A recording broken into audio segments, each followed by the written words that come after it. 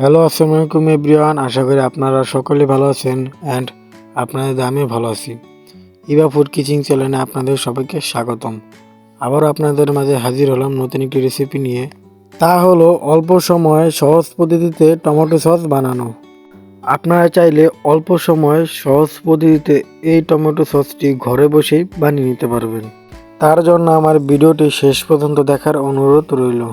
Tomato sauce বানানোর জন্য আমরা নিয়ে নিয়েছি 1 কেজি টমেটো।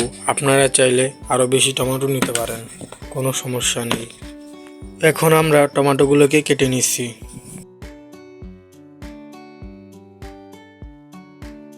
এখন আমাদের টমেটোগুলো কাটা হয়ে গেছে। তারপর আমরা এটাকে একটা বাটিতে উঠিয়ে নিলাম। টমেটো সিদ্ধ করার জন্য আমরা টমেটোগুলোকে কড়াইয়ের ভিতরে দিয়ে দিলাম। তারপরে আমরা দিয়ে দিলাম পরিমাণ মতন পানি। তারপরে দিয়ে দিচ্ছি পরিমাণ মতন রসুন।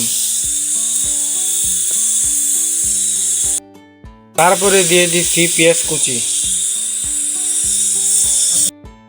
তারপর আমরা দিয়ে দিচ্ছি কাঁচামরিচ। এখন আমাদের টমেটোগুলো সিদ্ধ হয়ে গেছে। এখন আমরা এটাকে নামিয়ে নেব। নামানো হয়ে গেছে। তারপরে আমরা ঠান্ডা করার জন্য কিছুক্ষণ এইভাবে রেখে দেব। ঠান্ডা হয়ে গেলে তারপর আমরা এটাকে ব্লেন্ডারে ঢেলে নেব।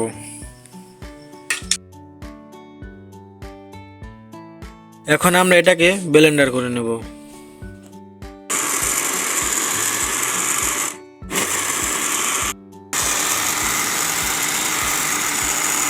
ব্লেন্ডার হয়ে গেছে। এখন আমরা এটাকে ছাঁকনি দিয়ে সেঁকে নেব।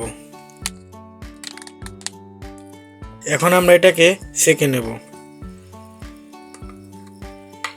এখন আমরা এটার ভিতরে দিয়ে দিচ্ছি একটু কর্নফ্লাওয়ার। তারপর আমরা এটাকে নাড়া দিয়ে নেব। এখন আমরা এটাকে বাগার দিয়ে নেব।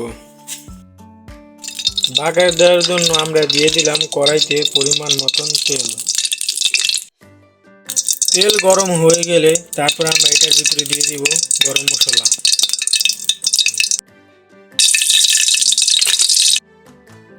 তারপরে আমরা টমেটোগুলো দিয়ে দেব।